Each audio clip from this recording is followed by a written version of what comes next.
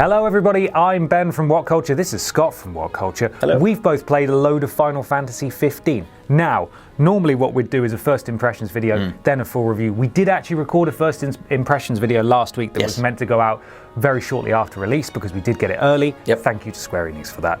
But, unfortunately, due to time constraints, we didn't have time to edit it, and obviously now we've played loads more, and it will be out of date, and given quite how long the game is, by the time we got a full review out for you guys, chances are you'd have seen the review everywhere else, and there'd be no point. So we're just going to have a discussion instead. What is the question that you're posing, though, ultimately about Final Fantasy 15? Well, I mean, a lot of the discussion at the minute online is this the return to form? Is this the next truly great Final Fantasy? A lot of people who grew up with the franchise know or have played at least 7 through 10. That seems to be like the twilight years, the golden era. And like, is 15 as good as those games?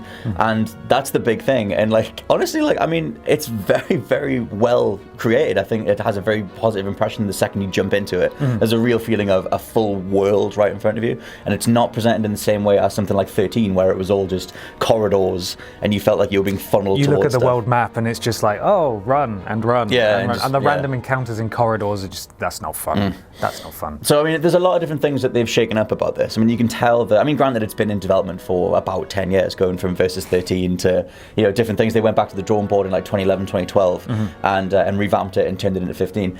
And like, yeah, they've changed up a lot of the core things about the formula, such as like how you level up, the fact that there's an open world now, you can drive.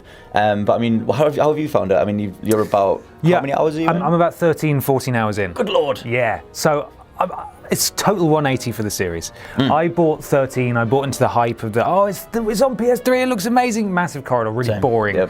And this, they've clearly learned so much from other games. There's Persona mixed in there with the micromanaging of you're with a group of friends and you're running around and doing tedious stuff, but actually it's quite fun because it's got a level attached and you feel like you're actually doing something. Then it's got the open worldness that none of the previous games had, the mixture of vehicles, and that you can't drive off road with your car, but you park nearby, then hop on a chocobo and run down the hill or whatever.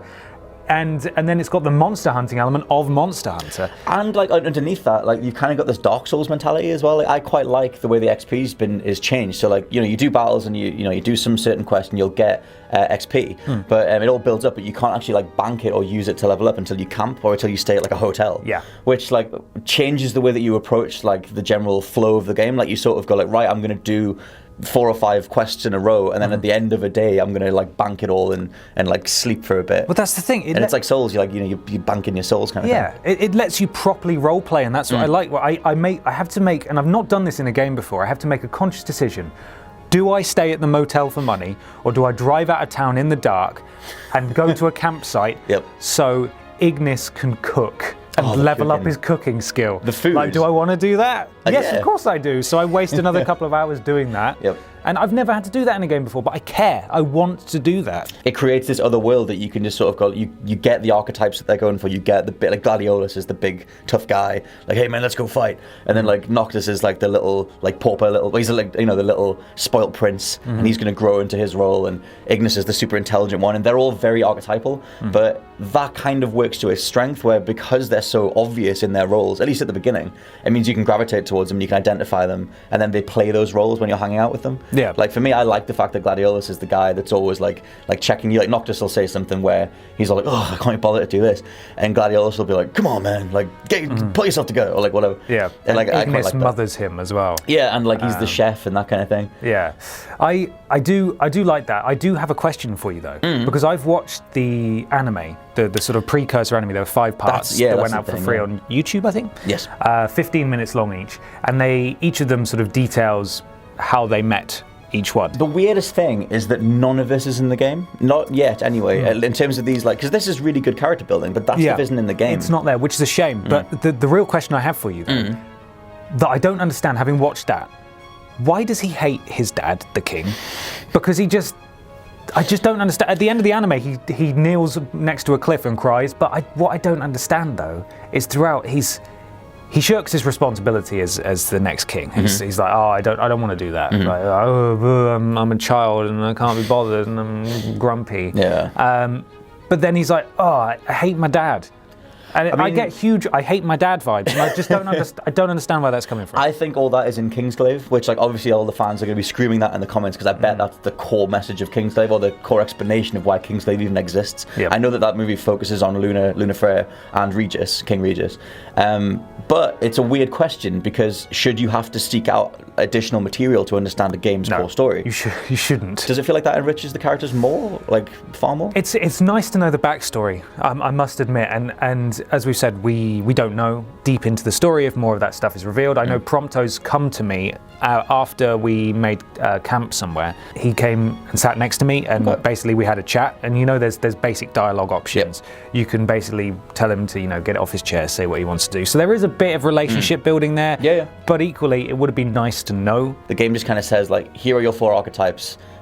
Go have fun. Yeah. And it works because it's very nicely put together. But it is weird thinking about how much detail they put into the other media. I mean, for me, it doesn't feel like anything's particularly lacking, other than why does Noctis not like his dad? Yeah, we just don't know. It's only really a question that we're asking because there is this material out there. If it wasn't out there, we'd still be enjoying it. We'd still be like, oh, I suppose he hates his dad. But we're forced to ask the question, why does he hate his dad? Is it explained in the other stuff? Because there is other stuff. Because he gets quite specific. There's a bit when you first get, you have to pick up a whole bunch of ancestral weapons because you're going to mount the offensive against the Empire who betray you at the start, and you get one of the first weapons, and you get this, and you're being told, like, look, you need to learn how to wield this weapon, and it's passed down from your father and everything, and Noctis is like, why did he choose to save me? Why me? And I'm like, what are you referring to? Yeah, what are you on about, man? That doesn't make sense. Well, speaking of those ancestral weapons, and the combat, talk to me about that. How are you finding it? The combat is a little bit strange because they've tried to do something completely original. So you don't really press buttons anymore to hack and slash. You kind of like hold buttons to enter phases. So you're holding like square to enter like the defense phase where you'll auto dodge everything, or you can tap square to do a dodge roll, and you're holding circle to attack. For me, like the first few hours, I couldn't get the hang of it at all. Right. I kind of just thought that it was always, because the way that they teach you was just like hold circle to attack, and Noctis will just jump in and do a whole bunch of animations. And I was just getting interrupted by enemies were hitting me, and I was just like, there was a lot of things firing off, a lot of stats popping off, and I didn't really feel like I could get the hang of it. But when you sort of like self-discipline yourself and kind of hang back and watch enemy animations a little bit more, it's a little bit more like The Witcher, and it's a little bit more like Dark Souls, where you can hang back, like prioritize dodging, and like just get like enemies in front of you, try not to get surrounded, and a little bit more like you would if you were in that scenario, like don't get surrounded. And you learn to use the teammate attacks and stuff, and the dual, like the double up attacks and stuff. For me, it turned around quite a lot once I just got the hang of it. I mean, what about you? Yeah, it takes some getting used to, but I actually quite like it. And again, just sort of hanging back, leveling up the particular powers that cause your teammates to do co-op moves with you, which will be randomly initiated depending on where they are in comparison to you, that kind of stuff. So if you start leveling up that stuff, you're like tag teaming these moves and flipping about. You have this bar that you fill up as people are attacked and as you attack, that you can then cash in to get your teammates to do specific attacks. That stuff's great. They'll do that, and then you can press a button at a certain time and you can dive in there and have a go. Yeah. You're right, completely original. But I really like it. You're a constant group of 4. Like sometimes people join you and stuff, but you're this constant group of 4. And like if one of the guys goes down, like the AI is quite good at getting next to you and picking you back up. Like because there's nothing worse than being in a game and doing the going down state where you're like crawling around and like just having to watch everything unfold. But for me, like it's very rare that lasts very long. Like you get put in the danger state and you've either got an item you can pop, or one of the characters will just come and pick you back up and be like, get back in the fight, man. That feeds into the whole it's 4 guys on a road trip kind of thing. And like these guys are all like supernatural warriors with like spectral weapons, and they're like, just adventuring in their little car and stuff. They have an overall mission, but the appeal is definitely let's hang out with these people on this actual road trip. Let's stop by in motels. Let's take side quests. Let's go hunting for a laugh because we can. And fishing. And lots of fishing. I guess that's one of the things is they all have second like traits. Noctis loves fishing because why not? That's not established in the anime. I don't care. It's not important, but that's never established. No. But it's nice. It's nice that he has a hobby. It is true, yeah. He's a very angry little man, but he's got fishing. Well, let's wrap it back up then. Obviously, we haven't got too far in the story yet. Seems relatively compelling so far. Yes. That's all good. But going back to your original question, is this a turnaround for the series? Should people care? Should newcomers give it a go? Because they really do hit hard with the whole, this is for everyone. This is for newcomers and old fans alike. Exactly. It says that right at the start.